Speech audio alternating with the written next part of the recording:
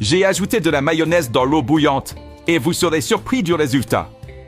Je vais commencer notre recette en mettant 5 cuillères à soupe de mayonnaise dans une tasse et un quart d'eau bouillante. Puis, je vais bien mélanger jusqu'à dissolution complète. À ce stade, j'ajoute une tasse et 3 quarts de farine de blé et je mélange bien jusqu'à obtenir une pâte bien lisse. Et voici la consistance que la pâte doit avoir. Une fois cela fait, je vais retirer du feu, mettre dans ce bol et laisser refroidir.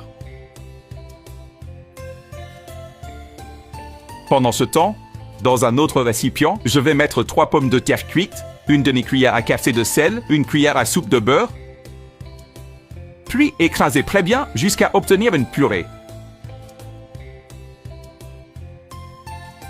Maintenant, j'ajoute 250 g de mozzarella râpée et je mélange bien avec la pomme de terre.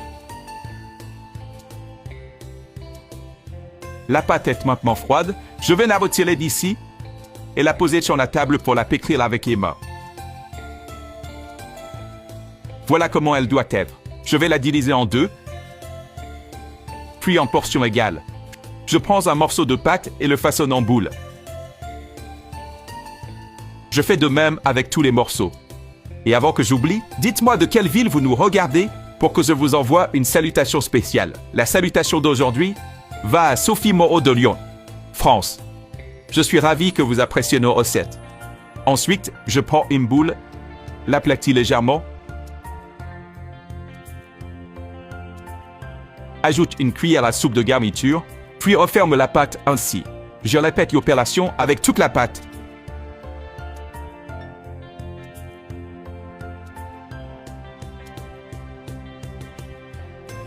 Dites-moi comment vous préparez les apéritifs chez vous. J'adore découvrir votre recette. Pour finir, je place dans une poêle avec de l'huile chaude et je laisse cuire. Lorsqu'ils sont dorés, on peut les retirer.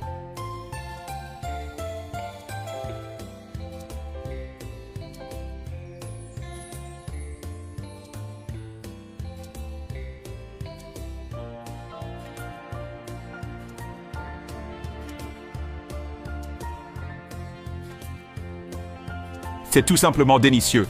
Essayez chez vous et revenez me dire ce que vous en pensez. Ils sont bien croustillants et vous pouvez les servir avec la sauce de votre choix.